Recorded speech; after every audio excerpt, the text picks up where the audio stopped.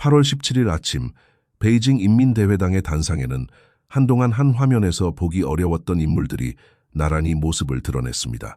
원자바오가 있었고 정칭정이 있었고 왕치산과 왕양도 자리를 지켰습니다. 리란칭을 비롯해 여러 전직 최고위 지도자들도 공식 행사에 참석했습니다. 겉으로만 보면 과거의 지도자들이 한자리에 모여 당의 연속성과 단결을 보여주는 장면처럼 보였습니다. 그러나 이 장면이 공개된 직후 중국 정치에 관심을 갖는 사람들의 시선은 자연스럽게 다른 질문으로 이동했습니다. 왜 하필 지금 이렇게 많은 전직 지도자들이 함께 모습을 드러냈을까? 그리고 왜 이 시점에 권력 이양과 후계 구도에 대한 이야기가 다시 크게 떠오르고 있을까? 이 질문을 이해하려면 먼저 한 가지 원칙부터 세워야 합니다. 공개된 사진과 공개되지 않은 협상은 전혀 다른 문제입니다. 같은 단상에 앉아 있었다는 사실은 확인할 수 있습니다. 하지만 그들이 같은 입장을 공유했다거나 비공개 자리에서 하나의 합의에 도달했다는 뜻은 아닙니다. 정치 행사에서 한 장의 사진은 많은 것을 보여주지만 동시에 많은 것을 숨깁니다. 한 가족이 같은 식탁에 앉아 있다고 해서 그 가족 안의 모든 의견이 같다고 말할 수 없는 것과 비슷합니다. 그래서 지금 필요한 것은 사진을 지나치게 확대 해석하는 일이 아니라 확인된 사실과 가능한 해석, 그리고 아직 증거가 없는 추측을 구분하는 일입니다. 공개된 참석자 명단만 보더라도 이 행사의 상징성은 분명합니다. 서로 다른 시기에 권력 중심부에 있었던 인물들이 한 공간에 모였습니다. 장점인 시기에 정치적 영향력을 키운 인물도 있었고 후진타오 시기를 대표하는 인물도 있었으며 현재 지도 체제와 연결되는 경력을 가진 인물도 있었습니다.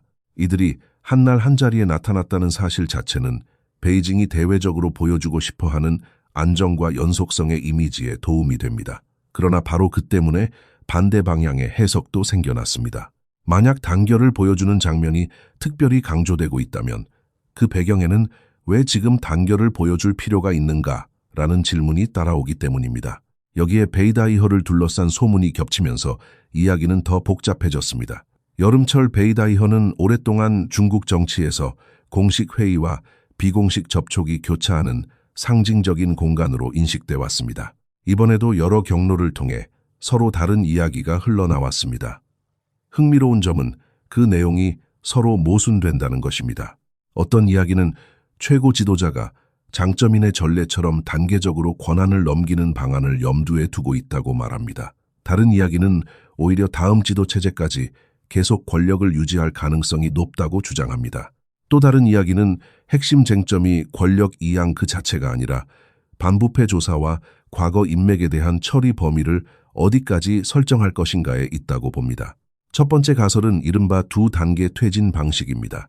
장점인은 당의 최고직에서 먼저 물러난 뒤 군사 분야의 핵심 직책을 일정 기간 더 유지했고 이후 그 자리까지 넘겼습니다. 그래서 일부 관측은 현재의 권력 구조에서도 비슷한 방식이 협상 가능한 선택지로 거론될 수 있다고 봅니다. 당과 국가의 주요 직책을 먼저 넘기고 군사 관련 직책은 일정 기간 더 유지하는 방식입니다. 하지만 여기서 반드시 분명히 해야 할 점이 있습니다. 이런 시나리오가 실제 합의로 존재한다는 공식 자료는 현재 공개되어 있지 않습니다. 따라서 이 이야기는 확인된 계획이 아니라 하나의 가설로만 다뤄야 합니다. 두 번째 가설은 정반대입니다. 최고 지도자가 당장 물러날 가능성은 높지 않지만 대신 앞으로 누가 다음 세대를 대표할 것인지에 대한 신호를 보여줘야 한다는 주장입니다. 이 관점에서 중요한 것은 퇴진 날짜가 아니라 후계자에 대한 예측 가능성입니다. 최고 지도자가 계속 자리를 유지하더라도 정치국 상무위원회나 핵심 지도부 안에 비교적 젊고 경력이 완성된 인물이 진입한다면 그것은 다음 세대를 준비하는 신호로 읽힐 수 있습니다. 반대로 그런 인물이 전혀 보이지 않는다면 후계 구도가 여전히 열려 있거나 의도적으로 불투명하게 유지되고 있다는 해석이 가능해집니다. 이 가설이 주목받는 이유는 중국 정치에서 후계자의 존재 자체가 단순한 인사 문제가 아니기 때문입니다. 후계자에 대한 기대가 있으면 관료 조직은 미래를 계산할 수 있습니다. 어느 세대가 다음 중심이 될지, 어떤 경력이 중요해질지, 어느 시점에 권력의 무게가 이동할지 가늠할 수 있습니다. 그러나 그 기준이 사라지면 모든 계산은 한 사람의 선택과 한 번의 정치적 결정에 더 크게 의존하게 됩니다. 그래서 일부 전직 지도자들이 민주주의나 제도 개혁의 원칙보다는 자신들과 자신이 구축한 네트워크의 미래를 예측할 수 있는 정치적 일정표를 원할 수 있다는 분석이 나옵니다. 바로 여기서 세 번째 가설이 등장합니다. 이 가설은 권력 이양보다 더 현실적인 이해관계에 초점을 맞춥니다.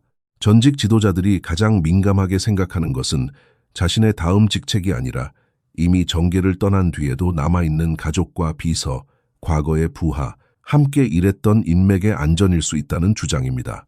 반부패 조사가 계속 확대될 경우 어느 선까지 과거 네트워크를 따라 올라갈 것인가가 중요한 문제가 될 수 있다는 것입니다. 자녀는 어떻게 되는가? 오랫동안 함께 일한 비서는 어떻게 되는가? 과거 특정 사업과 인사에서 연결됐던 사람들이 조사를 받을 경우 그 책임은 어디까지 확장되는가? 이런 질문은 고령의 전직 정치인에게 권력 그 자체보다 더 직접적인 문제일 수 있습니다. 물론 이 역시 확인된 협상 내용이라고 말할 수는 없습니다. 베이다 이허에서 실제로 어떤 대화가 오갔는지 보여주는 회의록이나 공식 문서는 공개되지 않았습니다. 따라서 특정 인물이 누구의 가족을 보호해달라고 요구했다거나 반부패 조사에 명확한 선을 그었다고 단정하는 것은 근거를 넘어서는 주장입니다. 그러나 정치적 동기의 차원에서 왜 이런 소문이 반복해서 등장하는지는 설명할 수 있습니다. 권력 승계 규칙이 선명할수록 미래의 위험을 계산하기 쉽고 규칙이 불분명할수록 각자의 안전은 현재 권력자의 판단에 더 의존하게 됩니다. 바로 이 지점에서 세 개의 서로 다른 가설이 하나의 공통된 단어로 모입니다. 후계와 이양입니다. 첫 번째 가설은 언제 어떻게 권력을 넘길 것인가를 묻습니다. 두 번째 가설은 누가 다음 사람이 될 것인가를 묻습니다. 세 번째 가설은 권력 이동 과정에서 과거의 사람들과 네트워크가 어느 정도까지 보호받을 수 있는가를 묻습니다. 내용은 다르지만 모두 미래의 권력 구조가 얼마나 예측 가능한가라는 문제와 연결됩니다. 그래서 현재의 논쟁에서 가장 중요한 질문은 어떤 소문이 가장 극적이냐가 아닙니다. 오히려 무엇이 앞으로 공개적으로 확인될 수 있느냐가 더 중요합니다. 이제 시선을 과거로 돌릴 필요가 있습니다. 중국의 권력 이양은 언제나 하나의 고정된 방식으로 진행된 것이 아니었습니다. 장쩌민의 방식과 후진타오의 방식은 달랐고 그보다 앞선 시기에는 덩샤오핑이 지도부의 세대 교체와 권력 집중 문제를 어떻게 다룰 것인가를 놓고 제도적 장치를 고민했습니다. 이 역사적 차이를 이해하지 못하면 오늘날 등장하는 두 단계, 퇴진이라는 표현이나 후계자 부재라는 논쟁도 제대로 읽기 어렵습니다. 장쩌민은 1989년 중국 공산당 총서기가 된 뒤 오랜 기간 최고 권력의 중심에 있었습니다. 이후 당의 최고직에서는 먼저 물러났지만 중앙군사위원회 주석직은 일정 기간 더 유지했습니다. 그리고 2004년에는 그 군사 직책에서도 물러나겠다는 뜻을 공식적으로 밝혔습니다. 이 때문에 장쩌민의 사례는 오늘날까지도 단계적 권력 이양의 대표적인 사례로 자주 언급됩니다. 중요한 것은 단순히 몇 년 더 자리에 있었느냐가 아닙니다. 결국 마지막 핵심 직책까지 넘기면서 권력 이동이 완성됐다는 점입니다. 후진타오의 방식은 더 달랐습니다. 2012년 지도부 교체 과정에서 그는 총서기직뿐 아니라 중앙군사위원회 주석직에서도 동시에 물러났습니다. 당시 새 지도부는 이것을 권력 이양의 매우 중요한 장면으로 평가했습니다. 전임자가 당의 권한과 군사 권한을 함께 넘기면서 새 지도부가 비교적 분명한 출발선을 가질 수 있었기 때문입니다. 장쩌민이 단계적으로 물러난 사례라면 후진타오는 핵심 권한을 한 번에 넘긴 사례로 기억됩니다. 이 두 사례를 나란히 놓으면 한 가지 중요한 사실이 보입니다. 중국 정치에서 권력 이양에는 하나의 유일한 공식이 존재하지 않았습니다. 하지만 서로 다른 방식 속에서도 공통적으로 존재했던 기대는 있었습니다. 언젠가는 자리를 넘긴다는 기대, 그리고 다음 세대가 준비될 수 있다는 기대입니다. 이 기대가 정치적 관행의 일부로 작동할 때 관료 조직과 엘리트 집단은 미래를 어느 정도 계산할 수 있습니다. 그리고 이 지점에서 더 오래된 질문이 등장합니다. 중국 지도부는 왜 세대 교체와 퇴임의 제도화를 중요하게 말하기 시작했을까? 그 답을 찾으려면 덩샤오핑 시대까지 거슬러 올라가야 합니다. 문화 대혁명 이후 중국 지도부가 마주한 가장 큰 과제 가운데 하나는 권력이 지나치게 한 사람에게 집중되고 지도자가 언제 물러날지 알 수 없는 구조가 다시 반복되지 않게 하는 것이었습니다. 덩샤오핑은 지도체제 개혁을 논하면서 과도한 권력 집중과 사실상 종신화되는 지도 관행의 문제를 지적했습니다. 이후 원로 간부들을 일선에서 단계적으로 물러나게 하고 더 젊은 세대가 올라올 수 있도록 여러 형태의 과도적 장치가 마련됐습니다. 물론 이것을 서구식 헌정체제처럼 엄격하고 자동적으로 작동하는 규칙으로 이해해서는 안 됩니다. 실제 중국 정치에서 권력 이양은 늘 협상과 관행, 개인의 영향력, 당내 균형이 복합적으로 작용해왔습니다. 장쩌민도 정확히 정해진 시계처럼 움직인 것이 아니었고 덩샤오핑 자신도 단순한 방식으로 모든 영향력을 내려놓은 것은 아니었습니다. 그럼에도 한 세대가 올라오면 다음 세대가 준비되고 일정한 시점에는 앞선 세대가 자리를 비켜준다는 기대 자체는 오랫동안 중국 엘리트 정치의 중요한 안정장치로 기능했습니다.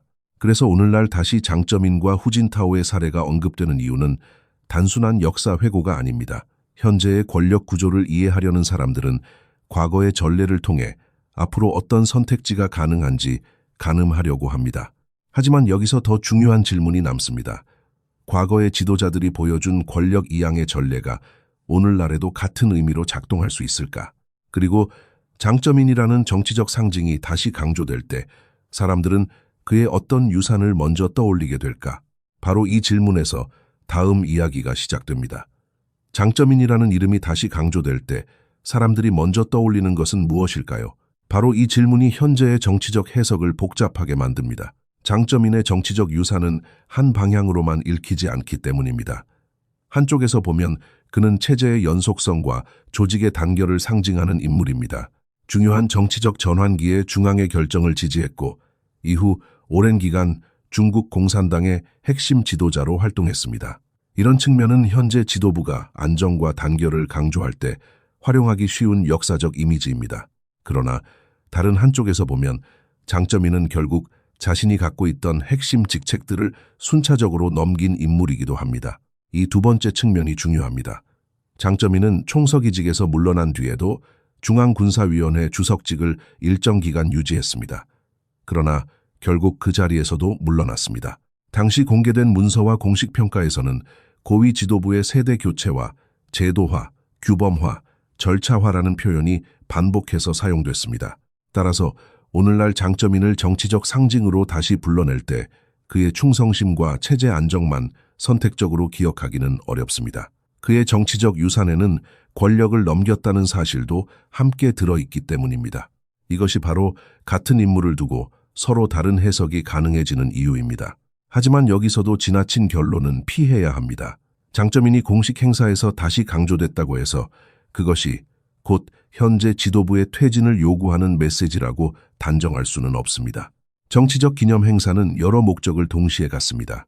역사적 정통성을 강화할 수도 있고 조직의 연속성을 강조할 수도 있으며 특정 시기의 정치적 기억을 다시 소환할 수도 있습니다. 따라서 한 인물의 이름이 반복해서 등장한다는 사실만으로 현재의 인사 일정이나 권력 이양 계획을 확정적으로 읽는 것은 위험합니다. 오히려 중요한 것은 같은 역사적 상징이 왜 여러 방향으로 해석될 수 있는가를 이해하는 것입니다. 정치에서 역사적 인물은 하나의 고정된 의미만 갖지 않습니다. 어떤 사람은 장쩌민의 충성심을 강조할 수 있고 다른 사람은 그의 권력 이양을 강조할 수 있습니다. 또 누군가는 그의 시대에 형성된 지도부 교체 관행을 떠올릴 수 있습니다. 같은 역사적 기록이 현재의 이해관계에 따라 서로 다른 의미로 사용될 수 있다는 뜻입니다. 그래서 지금 필요한 것은 상징을 해석하는 데만 머무르지 않고 앞으로 무엇을 실제로 확인할 수 있는지를 살펴보는 일입니다. 가장 먼저 주목해야 할 것은 차기 지도부의 인사 구성입니다. 중국 정치에서 후계 구도는 공식 선언 한 문장으로만 드러나지 않습니다. 나이와 경력, 당내 위치, 주요 지방과 중앙 부처에서의 경험, 그리고 정치국과 상무위원회 진입 여부가 함께 신호를 만듭니다.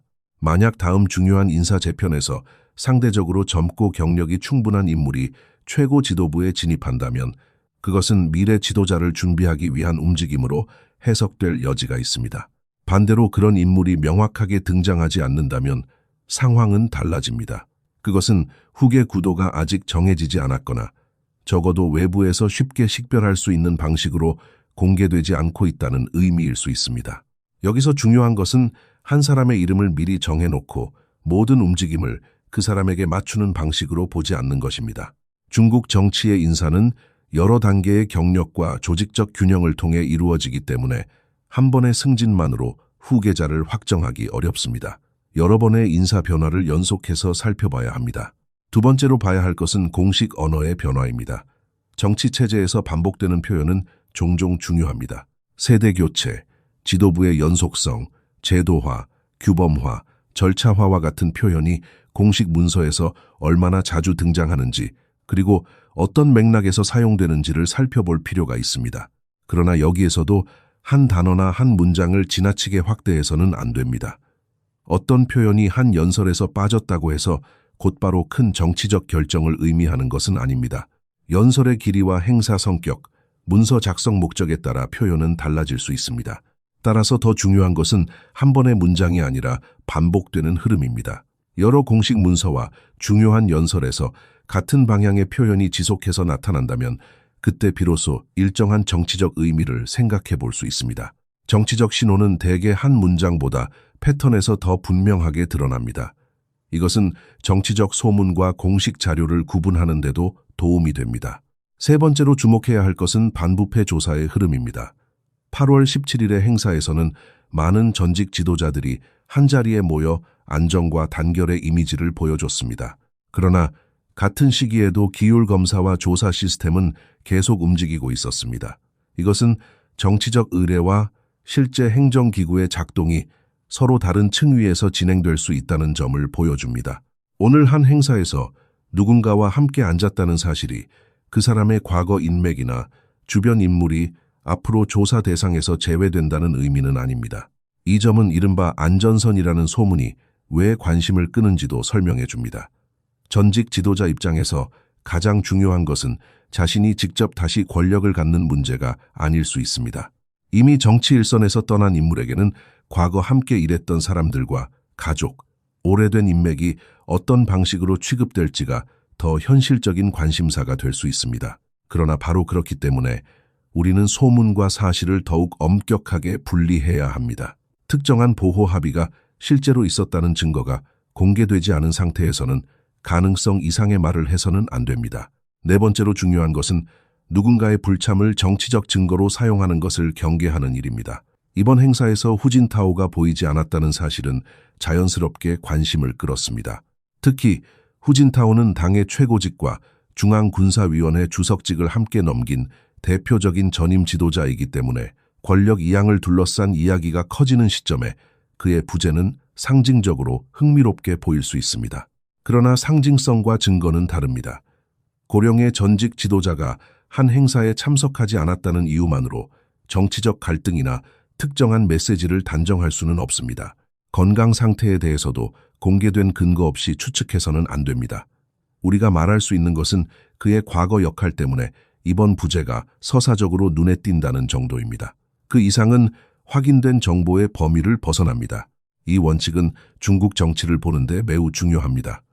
외부에서 정보가 제한된 정치 체제를 분석할수록 작은 장면 하나에 지나친 의미를 부여하려는 유혹이 커집니다. 누가 앞줄에 앉았는지, 누가 박수를 얼마나 쳤는지, 누가 웃었는지, 누가 행사에 빠졌는지를 모두 정치적 신호로 읽으려는 시도가 반복됩니다.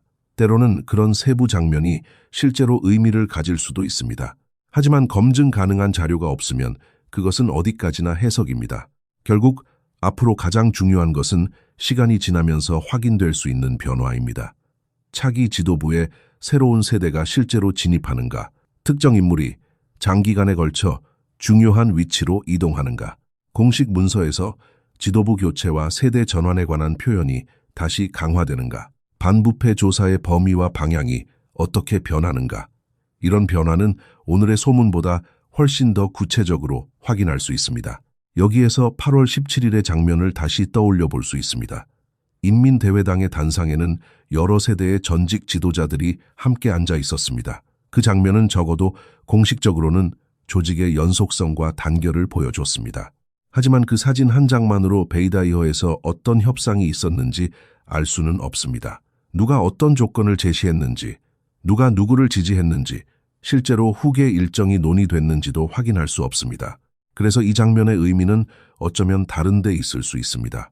그것은 이미 권력 이양이 결정됐다는 증거라기보다 중국 정치에서 권력 이양이라는 질문이 다시 중요해졌음을 보여주는 계기일 수 있습니다. 과거에는 다음 세대가 어느 정도 보였고 정치 엘리트들도 미래의 순서를 어느 정도 예상할 수 있었습니다. 그러나 그런 기대가 약해지면 사람들은 공식 발표보다 작은 신호와 오래된 전례를 더 열심히 찾게 됩니다. 장점인이 다시 언급되는 것도 같은 맥락에서 볼 수 있습니다. 그의 시대가 완벽하게 제도화된 정치의 시대였다는 뜻은 아닙니다. 권력 이양 과정에는 협상도 있었고 개인적 영향력도 존재했습니다. 하지만 결국 다음 세대로 자리가 넘어갔다는 역사적 사실은 남아 있습니다.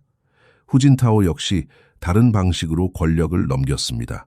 두 사람의 방식은 달랐지만 공통점은 미래의 지도부가 출발할 공간을 만들었다는 점입니다. 그리고 바로 이 때문에 오늘의 핵심 질문은 누가 당장 물러나는가가 아닐 수 있습니다. 더 중요한 질문은 다음 사람이 보이는가입니다. 새로운 세대가 정치국과 상무위원회 안에서 분명한 위치를 확보하는가, 그 인물이 몇 년에 걸쳐 더 중요한 역할을 맡는가, 공식 언어가 다시 세대 교체와 지도부 연속성을 강조하기 시작하는가, 이런 변화가 나타날 때 지금의 여러 가설 가운데 어떤 것이 현실에 가까웠는지를 조금씩 판단할 수 있을 것입니다. 반대로 그런 신호가 나타나지 않는다면 그것 역시 하나의 중요한 정보입니다. 후계 구도가 계속 불투명하다는 사실 자체가 현재의 정치 구조를 설명하는 단서가 될 수 있기 때문입니다. 그래서 앞으로의 관찰에서 가장 필요한 것은 빠른 결론이 아니라 지속적인 비교입니다. 오늘의 발언과 내년의 인사를 연결하고 하나의 행사와 여러 공식 문서를 비교하고 한 사람의 등장보다 전체 지도부의 세대 구성을 보는 방식입니다. 결국 8월 17일의 사진은 출발점이지 결론이 아닙니다. 확인된 사실은 여러 전직 최고위 지도자가 같은 공식 행사에 참석했다는 것입니다. 그 뒤에 존재했다는 여러 협상과 약속은 아직 확인되지 않은 이야기입니다. 그리고 그 이야기들의 진위를 판단할 가장 좋은 방법은 앞으로 공개될 인사와 공식 문서, 그리고 실제 정책과 조사 흐름을 지켜보는 것입니다. 정치에서 가장 흥미로운 이야기가 반드시 가장 정확한 이야기는 아닙니다. 특히 정보가 제한된 환경에서는 소문이 사실보다 더 빠르게 움직입니다. 그래서 필요한 것은 소문을 완전히 무시하는 것도 아니고 모든 소문을 믿는 것도 아닙니다. 무엇이 확인됐는지, 무엇이 합리적인 해석인지, 무엇이 아직 증거가 없는 주장인지 계속 구분하는 태도입니다. 이 기준으로 다시 보면 13명의 전직 지도자가 함께 앉아 있던 장면은 분명 중요합니다. 그러나 그 중요성은 어떤 비밀 합의를 증명하기 때문이 아닙니다. 오히려 그 한 장면이 중국 정치에서 오랫동안 잠잠했던 질문을 다시 수면 위로 끌어올렸기 때문입니다. 다음 세대는 누구인가? 권력은 어떤 방식으로 이동할 것인가? 그리고 그 과정은 과거처럼 어느 정도 예측 가능한 형태로 진행될 것인가? 이 질문의 답은 아직 인민대회당의 사진 속에 완성되어 있지 않습니다. 아마도 답은 앞으로 등장할 이름과 인사 배치, 공식 문서의 언어, 그리고 실제 권력 구조의 변화 속에서 조금씩 드러날 것입니다. 지금 우리가 할 수 있는 가장 정확한 일은 극적인 소문 하나를 선택하는 것이 아니라 앞으로 확인할 수 있는 신호들을 차분하게 기록하는 것입니다. 중국 정치의 다음 장을 이해하려면 결국 한 장의 사진보다 시간의 흐름을 봐야 합니다. 그리고 시간이 지나 가장 먼저 확인해야 할 것은 단순합니다. 새로운 세대의 이름이 정말로 권력의 중심에 등장하는가? 그 순간이 온다면 오늘의 여러 해석 가운데 어떤 이야기가 현실에 가까웠는지 다시 평가할 수 있을 것입니다. 여러분은 앞으로 어떤 신호를 가장 중요하게 보십니까? 새로운 세대의 인사 배치인지, 공식 문서의 언어 변화인지, 아니면 반부패 조사의 흐름인지 의견을 남겨주시기 바랍니다. 동아시아 정치와 국제 정세를 확인된 정보와 맥락을 중심으로 계속 살펴보고 싶다면 다음 분석에서도 함께 해주시기 바랍니다.